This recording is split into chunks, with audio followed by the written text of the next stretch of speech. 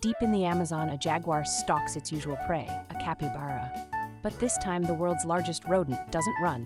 It charges. The jaguar freezes. This wasn't in the script.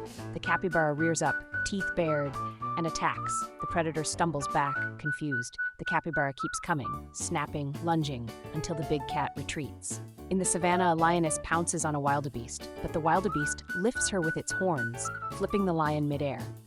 The pride scatters as the hunted becomes the hunter. Why do predators panic when prey fights back? Is fear the real king of the jungle?